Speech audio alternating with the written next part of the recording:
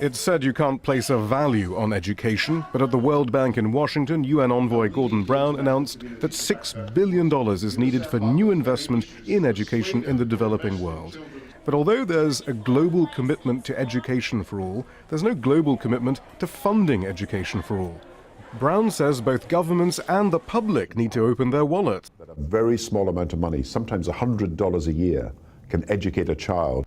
The theme here is learning for all. But is it the World Bank and its sister organization, the IMF, over the road, that are standing in the way of that goal truly being achieved? Some argue the World Bank is concentrating on the numbers of children going to school as an end in itself. Its focus is on managing the developing world instead of empowering it. And that's partly why so many children can't read even after completing primary school. If you were to ask for two high priority objectives in improving education, one would be to improve the preparation of teachers, the professional preparation of teachers, and the second would be to enable them to work with learners.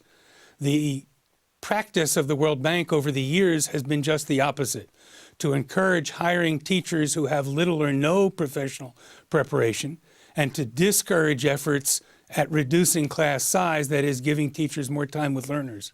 Even Gordon Brown accepts the IMF's focus on slashing government spending is problematic.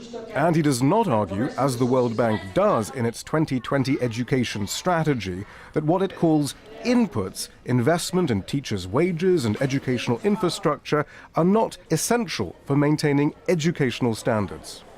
We need to invest in teachers and in school buildings and in school equipment. Well, that's what the World Bank says isn't important. They say inputs aren't important. No, inputs are important. The World Bank says it's just adapting to reality.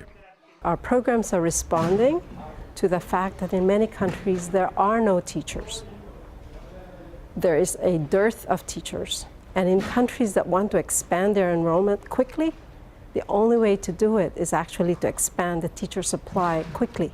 Even as the UN and its partners attempt to check the box of universal primary education, some argue the approach being taken will not improve lives and livelihoods. Shihab Ratansi, Al Jazeera, Washington.